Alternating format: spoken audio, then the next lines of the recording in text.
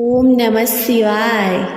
प्रिय भक्तजनों, आप सभी का आपके अपने YouTube चैनल आत्म प्रेमी पर हार्दिक स्वागत है। इस वीडियो में आप जानेंगे कि दीपक जलाने के बाद में बची हुई बाती का आपको क्या करना चाहिए, जिससे आपके घर में सुख समृद्धि और शांति में वृद्धि हो। हमारे हिंदू धर्म में जितना भगवान को नाम जपने का महत्व है, उतना ही महत्व भगवान के सामने दीपक जलाने का है और भगवान की मूर्ति पर पुष्प और माला चढ़ाने का है। लोग भगवान के आगे बैठकर लंबे समय तक भगवान की आराधना करते हैं, पूजा पाठ करते हैं, मंत्र जाप करते हैं और दीपक जलाते हैं। और कुछ आप में से लोग भगवान को सिर्फ दिया जलाते हैं और अपनी मन्नत मांगते हैं, उनके सामने प्रार्थना करते हैं तो भी भगवान खुश हो जाते हैं। लेकिन इस समय आप लोग कुछ एक ऐसी गलती कर देते हैं जिसका परिणाम हो सकता है कि सबको बहुत भारी भुगतना पड़े। वह क्या है, वह अभी आप जानिए। जैसे आपने भगवान के सामने कोई दीपक जलाया, दीपक कुछ देर बाद बुझ जाता है, उसमें जो बाती बचती हैं उसका आप गलत तरीके से इस्तेमाल करते हैं। इस वीडियो में आप जानेंगे कि आप दीपक जला लेते हैं और उसके पीछे जो बाती बचती हैं उससे क्या करना चाहिए। बाती के साथ ऐसा क्या करें जिससे आपको कोई पाप ना लगे और भगवान भी खुश रहें। ये महत्वपूर्ण जानकारी जानने से पहले आपसे निवेदन है कि आप इस चैनल पर नए हैं तो सब्सक्राइब जरूर कर लें और हाँ, वीडियो को पूरा अंत तक देखिएगा, क्योंकि आधा अधूरा ज्ञान किसी के काम का नहीं होता है। प्रिय भक्तजनों, जो हम दीपक की बाती और अपने घर में भगवान के सामने जो फूल चढ़ाते हैं या फिर मंदिरों में भगवान की मूर्ति पर फूल चढ़ाते हैं, उसका बाद में क्या करें जिससे फूल माला और दीपक दोनों का अपमान ना हो और भगवान भी हम पर खुश रहें। वीडियो के अंत तक बने रहेगा तथा पूरी जानकारी लीजिएगा, क्योंकि आधा अधूरा ज्ञान कभी किसी के काम नहीं आया है। जब हम भगवान की पूजा करते हैं तो भगवान के सामने कोई पाठ करते हैं, जैसे रामायण पाठ, गीता पाठ या देवी पुराण का पाठ, तो उससे पहले हम देवी देवताओं के सामने दीपक जलाते हैं। दीपक के साथ पूजा पाठ का बहुत महत्व है, लेकिन जब हम दीपक जलाते हैं तो पीछे जो बातें बचती हैं उसके साथ हम क्या करते हैं कि हम उससे एक जगह किसी बर्तन में इकट्ठा कर लेते हैं या फिर किसी पॉलीथीन में 1 महीने, 2 महीने या 15 दिन के लिए, और फिर जब भी हमें टाइम मिलता है या हम किसी पवित्र स्थान पे जाते हैं तो उसे लेकर जाते हैं और ऐसे किसी पवित्र नदी में प्रवाहित कर देते हैं। उस बची हुई बाती और फूलों को अगर आप समानता के साथ प्रेम पूर्वक किसी नदी में बहाते हैं तो आपको वही पुण्य मिलता है। लेकिन हम क्या करते हैं कि जब बाती एक साथ होती हैं या किसी पैकेट में बंद होती हैं तो हम यूं ही उछाल देते हैं या फेंक देते हैं। नदी में प्रेम से प्रवाहित करना और दूसरी तरफ ऐसे उछाल देना दोनों ही अलग अलग बात है।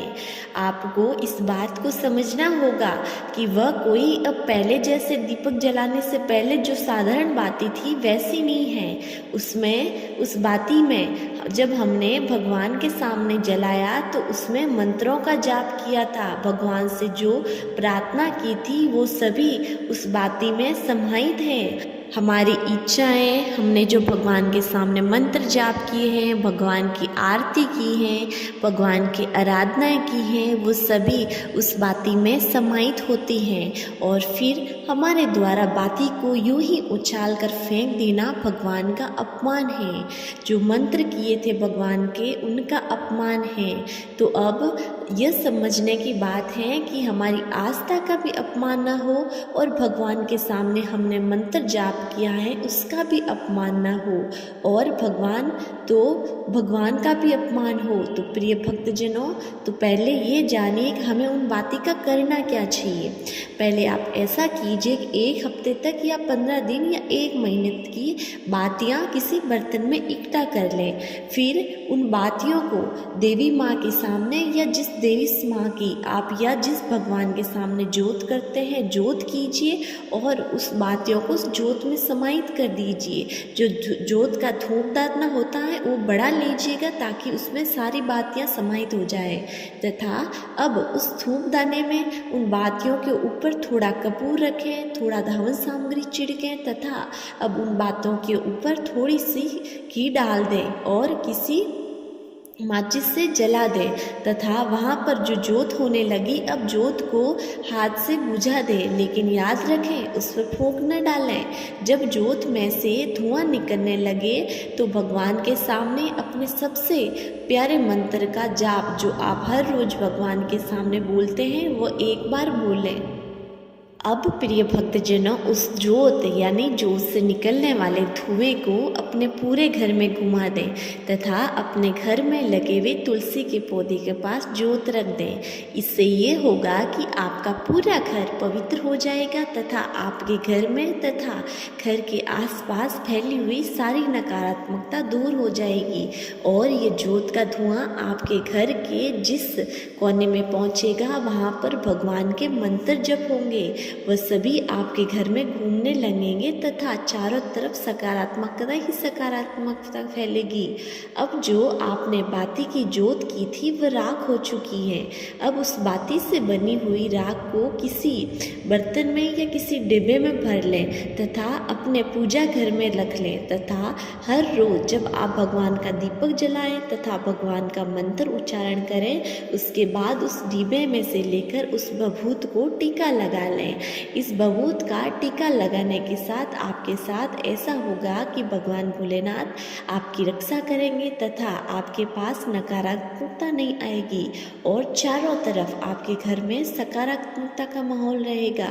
प्रिय भक्तजनों, अब आप यह भी जान लीजिए कि जो फूल आपने अपने घर के मंदिर में भगवान को अर्पित किए या फिर आप किसी मंदिर में भगवान को माला अर्पित करते हैं उसके साथ क्या करना चाहिए।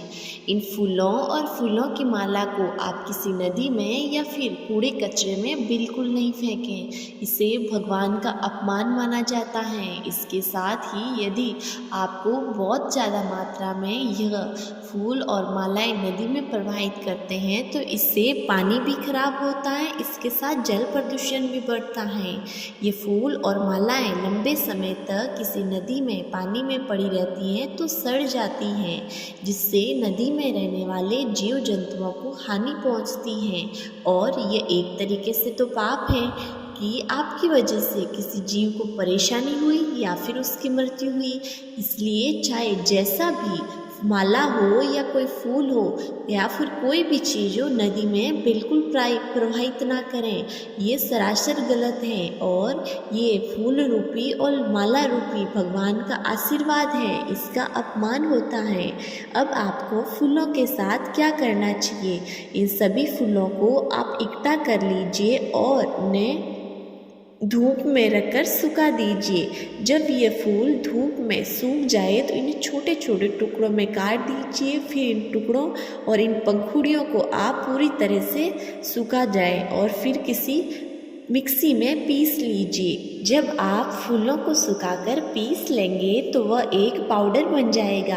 अब उस पाउडर में किसी डब्बे में पैक करके अपने मंदिर में रख लीजिए और जब भी आप अपने घर में कोई धूप करें यानी घर को नकारात्मक शक्तियों से बचाने के लिए कोई धूप करें तो उसके ऊपर उन फूलों से बने हुए पाउडर को छिड़क लें तथा पूरे घर में उस धूप को घुमा लीजिए। इससे होगा क्या कि फूलों को बाहर फेंकने की ज़रूरत नहीं पड़ेगी और घर में भी भगवान रूपी आशीर्वाद धूप पूरे घर में घूमेगा तो चारों तरफ सकारात्मक शक्तियाँ फैलेगी और पूरे परिवार पर सकारात्मक ऊर्जा बनी रहेगी।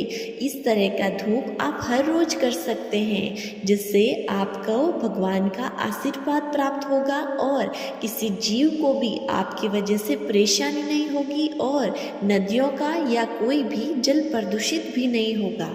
तो प्रिय भक्तजनों, इस प्रकार आप भगवान के आशीर्वाद को अपने पास हमेशा रख सकते हैं। इस प्रकार आप दीपक करने के बाद बची हुई बाती और फूलों की माला का उपयोग कर लें, जिससे आप पर भगवान हमेशा खुश होंगे।